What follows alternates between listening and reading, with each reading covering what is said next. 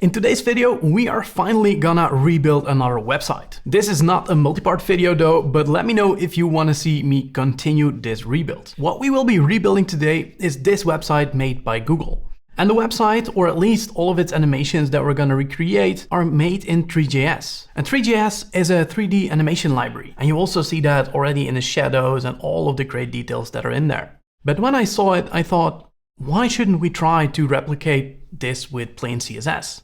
And that is what we will be doing today. We won't be able to put in enough effort to recreate all of these details. So my main goal of this rebuild is making sure that we have this hover animation where you can hover the card, and that we have this open animation that goes from the backside of the card to the content of the card. So let's dive in right away. Because this website built by Google has so many details, I already went ahead and created a few things for us, because otherwise you would be sitting here until tomorrow. What I already set up for you is a card component, which is the card that you can see, and also a button component, or it's called action button, that already at least has a hover animation. But that's it. What I also prepared is a little div that we will show once the card is active, and that gives us, if I quickly remove the comment, and make this opacity 100 for now, then you see that this gives us kind of the backside of the card. And that is what we're gonna need in a second to do this nice transition animation. Furthermore, you see that I made this whole app display grid, and that I'm using grid area 1.1 to kind of stack all of the cards on top of each other. Because grid area 1.1 pretty much says everything is in the same grid position and is overlapping each other. It's kind of an alternative for position absolute. So now all of these cards are positioned over top of each other, and the action buttons are in the background, both on the left and the right side. And then if we quickly take a look at the card, you see that it has a few elements already in it. And the two most important ones are this div as well as the last div. And if I open the inspector for it, that will give us a little bit more info what we're looking at. Then you see that the card itself is pretty much the center div of these three children. The first one is the background that we will be seeing, because if I would add a transform, rotate Y, yes. And if I rotate this, you see that there's kind of two cards stacked right behind each other. And this is a smart trick that we're gonna use to give us the idea that it's a 3D card. Because if we would go to Google's card and we would hover this card, you see that it has a 3D edge. And in 3D software or ThreeJS, it's quite a bit easier to make this look 3D. So I worked with 3D elements behind each other, and it's a lot harder to make the rounded edges. So then I suddenly realized, what if I just put another card in the background, put it a little bit further back and give it a gray background color? Then hopefully it looks like it's a 3D card. And I think it looks pretty good, right? It's pretty convincing. And that is pretty much what we need so we can rotate this card. And once we would rotate even further, that we see a white background. And we see that white background because there is a div lying at the back that has a rotate Y 180 degrees, so it's kind of flipped. So that way you can see the background of this card as being a white card. For example, if we would remove that front and backside, you would see the backside of the card because the backface visibility is now not set. So that's another important thing that I have added to this card, so you can see the backside. Or actually you cannot see the backside, and the backside is white because there is this div that has a white background. And I think it's vital to know these things that they're in there, because it will help you if you want to recreate it, but it would take too much time to build this together, so that's why it's already in here. One other thing that's important to note also is that we have this transform style preserve 3D, because that way if we rotate these elements along the y-axis, they really rotate in 3D instead of being a flat div that's not 3D. So this is a really important thing to add as well. If we go back to the initial state, then this is what we have. And what I want to do is, once you hover the image, I want to move the card to the left and right, just like you see in Google's example. And when you click this button, I want to rotate it 180 degrees and pretty much swap it at the very last moment with that div I showed you in the beginning. So that way we can give the impression that we're actually looking at the backside of the card, but secretly we're just swapping it out with a div that has the content. So my goal with this rebuild is to do as many things with CSS as possible and use as little JavaScript as possible, simply because it's fun, but oftentimes it's also more accessible, for example. Or at least I don't need to bind a lot of event handlers myself.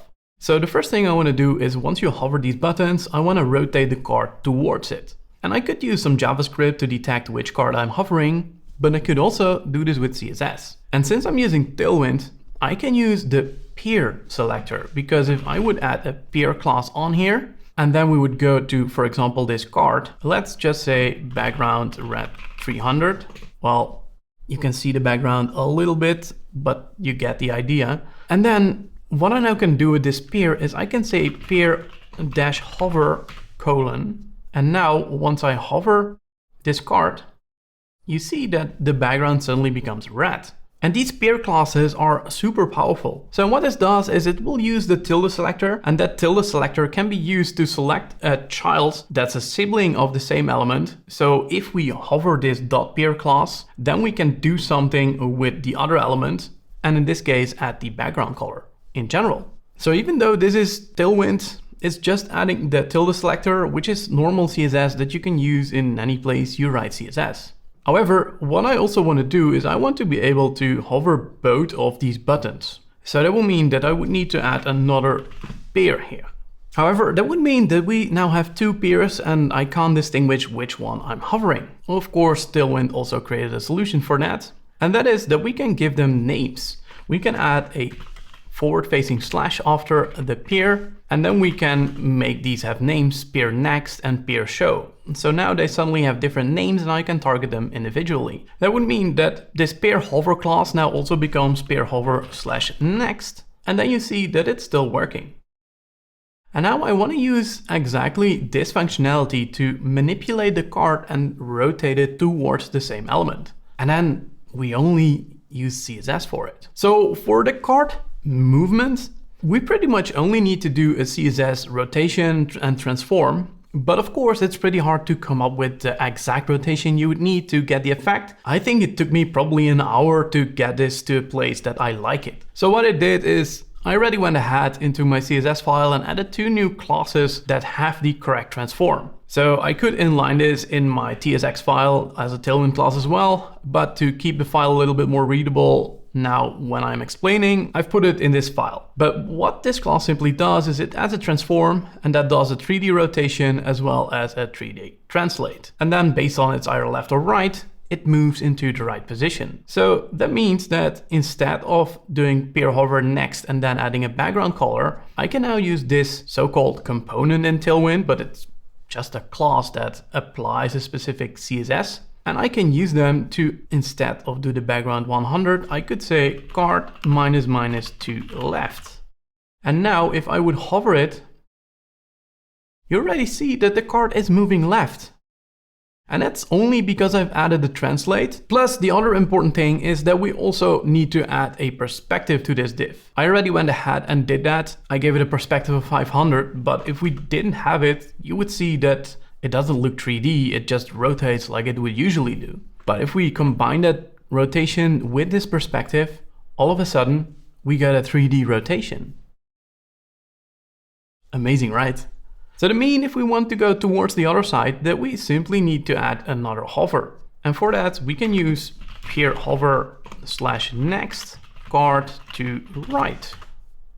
Oh, of course, it should be show and not twice next. And then you see that we all of a sudden have this effect where the card neatly moves from left to right. And this already is so satisfying to me.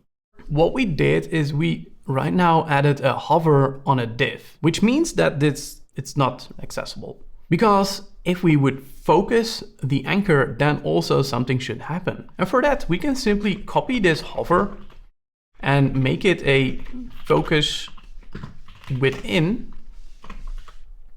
And we do the exact same for the show.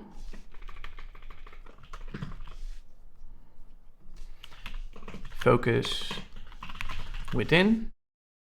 Then you see, if I move focus between these two anchors, it's still showing the right card. And the way this works is simply, again, by using the CSS focus within selector. So let's say we focus this button. So we now focused the next button, and then we go back to that card. Then you see that it's again using the tilde selector because we're using the peer, but it's also simply using the focus within pseudo selector, which is again default CSS. But by not forgetting this, we're at least making this accessible as well. And that is a super important thing to add. And now we have added this rotate animation. The only thing that I still want to add in this video is that if you click this show me button, that the card rotates and shows the content. So that's what we're going to do next. I already went ahead again and prepared a few things. So for showing the right card's content, I already added a bit of state to the app where we could set a string like an ID in state, that's the right card ID, and that would then simply show the right content. Of course, talking about accessibility just before, you could do this also with hash links, or maybe even just do it with real page URLs, but that's something that's again beyond this video, because otherwise this would become really large. So let's do that first. Let's go to our action button, and then we're gonna add an on click here. And then we're gonna set the active card. And for now, we're just gonna add a fake ID in here. And that would mean that if we would click this, it would show the pop-up. And it's pretty much already rendering this element. However, by default, it is rendering it with opacity 0 because I wanna add an animation on that in a second. But if we would remove that and we would click again, you see that the content is there. So this is what we're gonna use.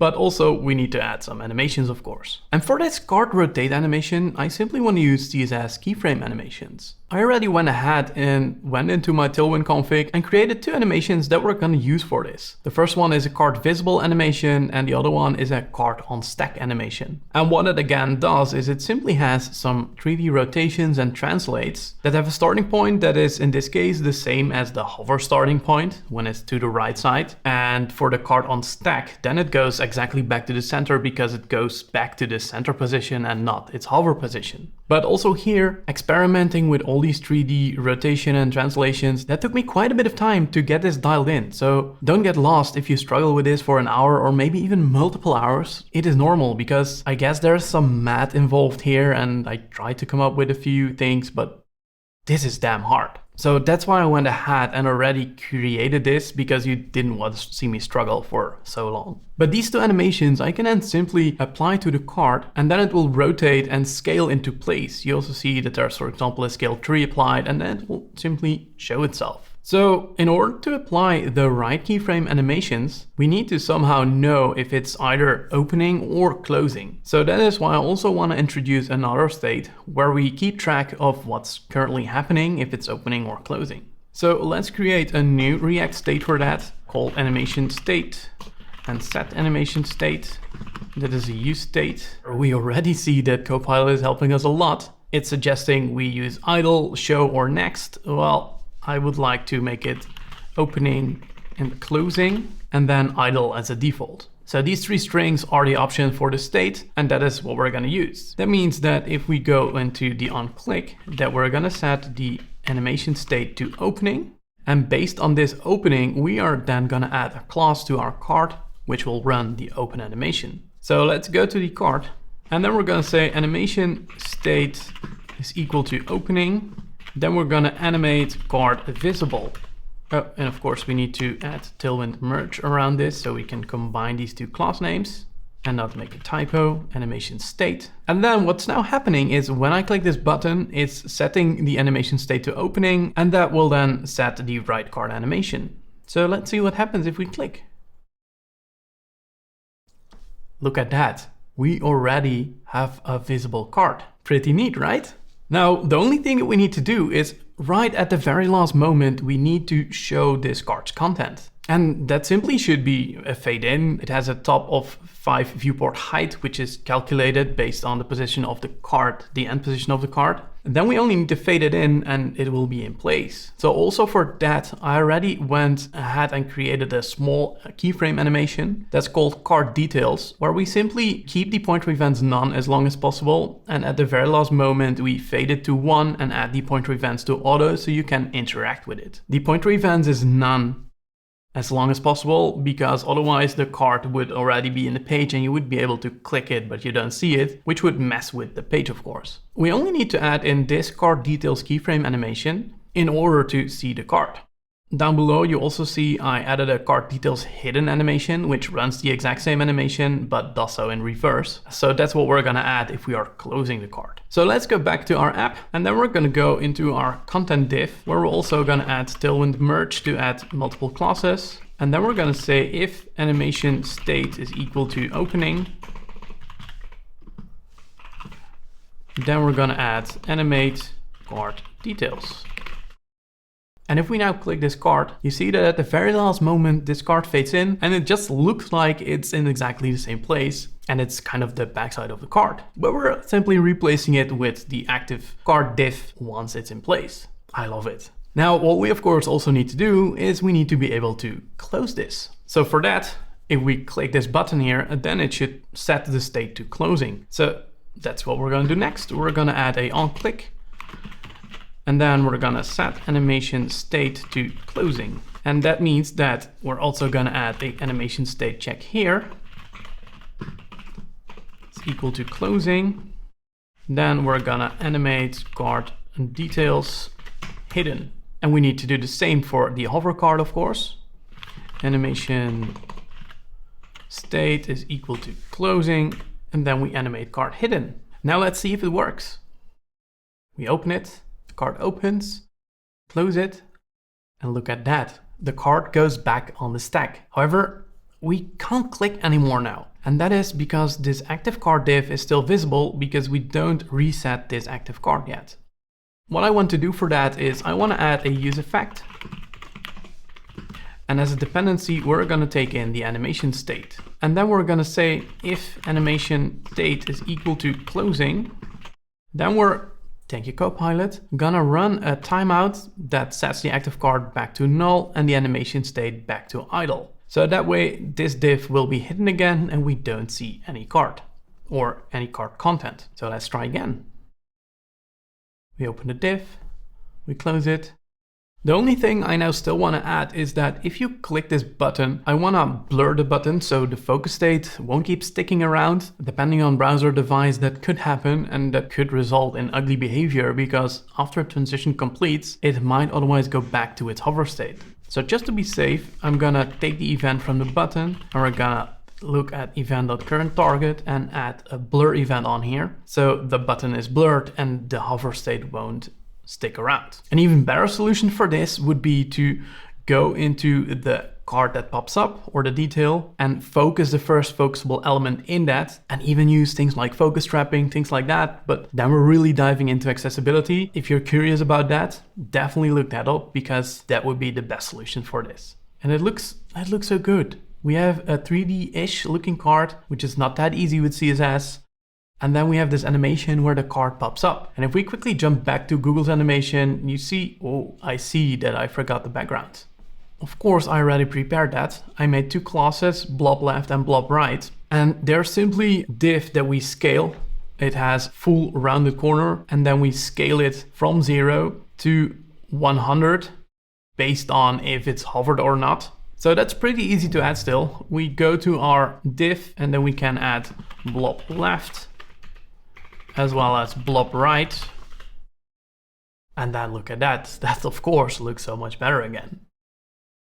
And like I said, this simply adds a pseudo element that has specific height and width and that we just scale when we hover. And of course, in Google's example, those cards are dynamic based on the card you select. Definitely feel free to experiment with and create that yourself because I'm curious how you would create that. But then one more time, let's quickly go back to Google's example because if you click, you see that there's of course so much more animations they have added.